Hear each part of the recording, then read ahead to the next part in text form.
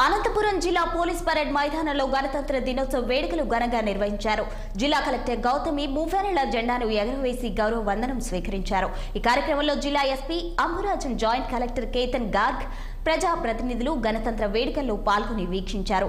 MLC Mangamma, MLA Anantha Venkatarama Reddy, ZP chairperson Girijamma పాల్గొన్నారు. అనంతపురం జిల్లా అభివృద్ధికి కట్టుబడి ఉన్నామని జిల్లా కలెక్టర్ గౌతమి ఈ సందర్భంగా అన్నారు. భాగంగా నీటి సరఫరా పనులకు 34,77,00,000 రూపాయలు మంజూరు చేశాం. దీంతో పాటు జల్ జీవన్ మిషన్ పథకం కింద 110,96,00,000 రూపాయల అంచనాలతో 478 కాలనీలకు శాశ్వత నీటి సరఫరా పనులు చేపట్టున్నాం. జిల్లాలో 258 లేఅవుట్లలోనూ 72,952 ప్లాట్ల కోసం 300 కోట్ల రూపాయల వ్యయంతో విద్యుద్దీకరణ పనులు చేపట్టాం.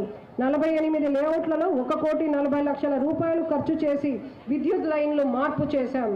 జగనన్న స్మార్ట్ టౌన్షిప్ కింద అనంతపురం హిందూపురం పట్టణాభివృద్ధి సంస్థ అహుడా ఆధ్వర్యంలో జిల్లాలోని అనంతపురం మరియు రాప్తాడు నియోజకవర్గాలకు సంబంధించి జగనన్న స్మార్ట్ టౌన్షిప్ కందుకూరు గ్రామం వద్ద 79 ఎకరాల 69 సెంట్లలో ఏర్పాటు చేశాం. ఉరవకొండ నియోజకవర్గానికి సంబంధించి కూడేరు మండలం కేంద్రం వద్ద 28 ఎకరాల 25 సెంట్లలో, గుంతకల్లు నియోజకవర్గానికి సంబంధించి గుత్తి మండల కేంద్రం వద్ద 11 ఎకరాల 82 సెంట్లలో జగనన్న స్మార్ట్ టౌన్షిప్ను ఏర్పాటు చేశాం. అలాగే కళ్యాణదుర్గం, తాడిపత్రి, రాయదుర్గం నియోజకవర్గాల్లో జగనన్న స్మార్ట్ టౌన్షిప్లకు స్థల పరిశీలన చేయనున్నాం. జిల్లా నీటి యాజమాన్య సంస్థ కింద ఈ ఆర్థిక సంవత్సరంలో 3,28,000 మంది కూలీలకు గాను 97,75,000 పని దినాల ఉపాధిని కల్పించడం జరిగింది.